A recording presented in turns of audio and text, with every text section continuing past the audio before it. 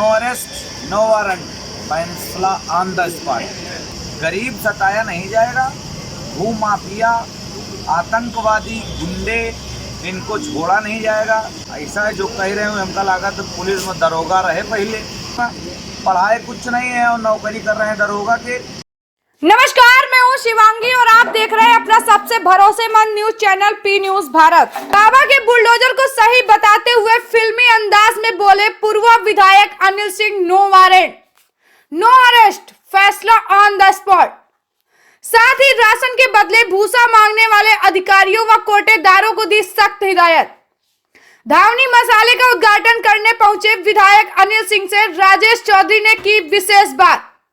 राजेश चौधरी के तीखे सवालों पर बुलडोजर से लेकर मरहम देने वाले डॉक्टरों पर खूब बोले अनिल सिंह। विधायक जी, इस समय जो है उत्तर प्रदेश में जो मुख्यमंत्री हैं योगी आदित्यनाथ, उनका बुलडोजर बहुत चल रहा है, लोग इसका विरोध भी कर रहे हैं। आपको क्या लगता है कि योगी आदित्यनाथ जी को इस तरह बुलडोजर चलवाना चाहिए बिना न्यायालय के, कि उन्हें पहले न्यायालय जाना चाहिए? बहुत अच्छा कर रहे हैं। नो अरेस्ट नो वारंट, फैसला ऑन द स्पॉट, यही होना चाहिए, तभी लोग डरेंगे। लोगों के घरों पर, गरीब कमजोर के जमीनों पर भू माफियाओं ने, गुंडों ने, बदमाशों ने आज जो जमीनें कब्जा कर ली हैं, उसमें किस बात का कोर्ट का आदेश होना चाहिए? कागज तो उसका है, बना रहे दूसरे लोग हैं, तो जिनका कागज है उनके ऊपर गिराया जा रहा है। और जो मामला अभी आपने सुना होगा, ये लोग दंगाई हैं जिनकी आप बात पूछना चाहते हैं। दंगा करने वाला, जो सरकारी संपत्ति जलाने वाला, नुकसान पहुंचाने वाला, उसका काहे का, उससे तो वसूली करनी जानी चाहिए, वसूली होती भी है, तो वही वसूली चल रही। एक बात और माननीय मुख्यमंत्री जी ने कहा है कि कोई भी गरीब अगर किसी भी जमीन पर घर बना रखा है सरकारी, सुरक्षित नहीं है, तो उसका गिराया नहीं जाएगा, ये भी महाराज जी ने कहा है, ये हम भी कह रहे हैं। गरीब सताया नहीं जाएगा, भू माफिया, आतंकवादी, गुंडे, इनको छोड़ा नहीं जाएगा। किसी गरीब की ज़मीन पर कब्जा कर रखे हैं, इनको कतई बख्शा नहीं जाएगा। ये हमारी रीति और नीति है भारतीय जनता पार्टी की, तभी लोगों ने 37 साल बाद किसी सरकार को रिपीट किया है। विधायक जी, कुछ लोग कहते हैं, जैसे विपक्ष कहता है कि ये बेरोजगारी, महंगाई से ध्यान भटकाने के लिए योगी आदित्यनाथ जी ऐसा कर रहे हैं, आप क्या मानते हैं? ऐसा है जो कह रहे हो हमका लगा तो पुलिस में दरोगा रहे पहले, जो उनके नौकरी चली गई, भाजपा की सरकार आवे थे। अरे जो काम चोरू है तो उसका कौन रोजगार हो, नौकरी कर ले तो नौकरी बना चाहिए। काम करने वाले लोगों को काम की कमी नहीं है, इतना ज़्यादा है उत्तर प्रदेश में रोजगार है।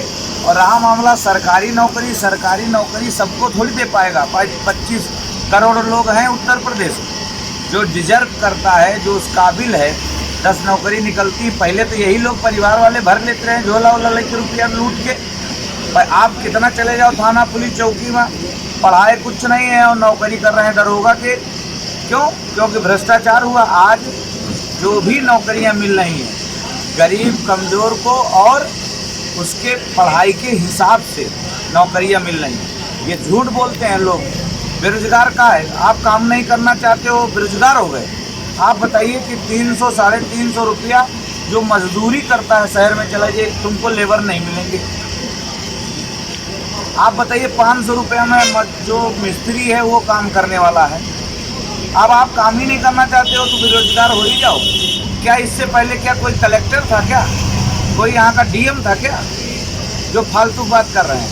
हमने हर गांव बिजली पहुंचाई है, गरीबों को घर दिया है, उनको शौचालय दिया है, उनका आयुष्मान कार्ड बना रहे हैं, राशन दे रहे हैं, तमाम योजना का लाभ पहुंचाया। इन्होंने क्या दिया? तो लूटते थे, जो छिनैती करते थे, राशन बिचवा लेते थे। अब बेचने वाला देखते कैसे बेच लेंगे। जी विधायक जी, आपने राशन की बात की है, तो राशन से जुड़ा एक मामला है कि यहाँ के जो अधिकारी हैं आपके क्षेत्र के, वो ये कहते हैं कि भूसा लाइए तब आपको राशन मिलेगा। ये बाकायदा इसकी जो है खबरें भी चली हैं। एक बार राशन कार्ड जमा करवा के सरकार जो है फजीहत करवा चुके हैं अधिकारी। आपको क्या लगता है अधिकारी जो है वो आपकी सरकार से नाराज़ हैं या फिर ऊट पटांग के करके जो आदेश जारी करते हैं? नहीं, ये ये बहुत अच्छा सवाल आपने पूछा। मैंने अपने फेसबुक पे भी लिख के डाला है कि ये हम आपसे आग्रह कर रहे हैं, दबाव नहीं है।